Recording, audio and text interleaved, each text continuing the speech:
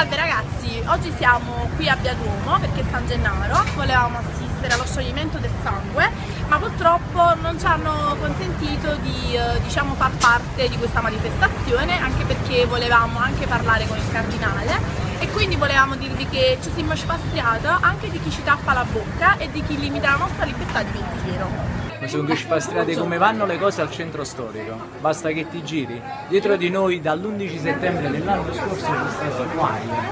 Guarda, una cosa che secondo me è indegna per i ci vengono a trovare e non solo, ma anche per i napoletani che viviamo. Ma sono spastrate per i motorini a controsenso tipo centro storico, guarda. Senza casco, Patrizia. Siamo nel 2016 quasi e sono ancora mi sono spastriata della sporcizia che trovo a terra. Mi sono spastriato in un sacco, mi sono spastriato e mi spastriato. Secondo lei anche De Laurentiis si è spastriato? Io penso di sì, e se facciamo spastriare penso che Napoli fa una brutta fine.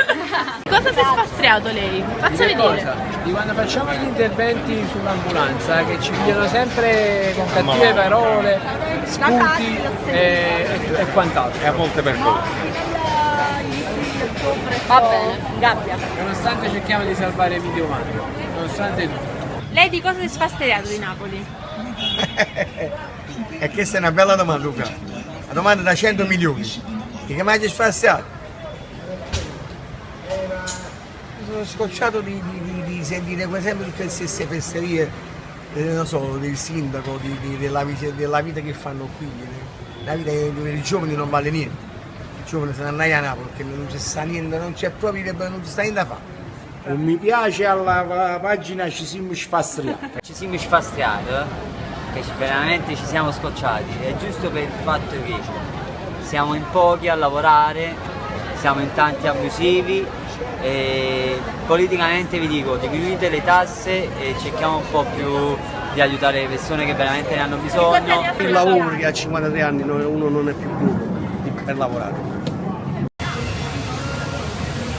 Per i consigli che posso dare per i giovani, ascoltare nessuno, fare con testa loro, però con testa giusta. Progetti come pensi una cosa, se vuoi lavorare, sul progetto del lavoro, se vuoi lavorare devi progettare da solo, non devi aspettare che la politica. Se ti aspetti la politica non ti danno niente nessuno. È una svolta e diciamo deve partire da noi giovani, perché siamo noi il futuro e siamo noi la forza.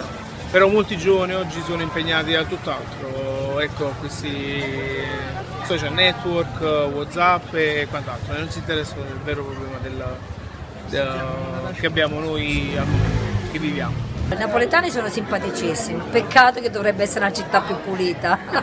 Queste sono le strade del centro storico di Napoli. Ci siamo spastriato, vero ragazze? Sì, molto. Voglia che ci siamo spastriato, guarda là che carta.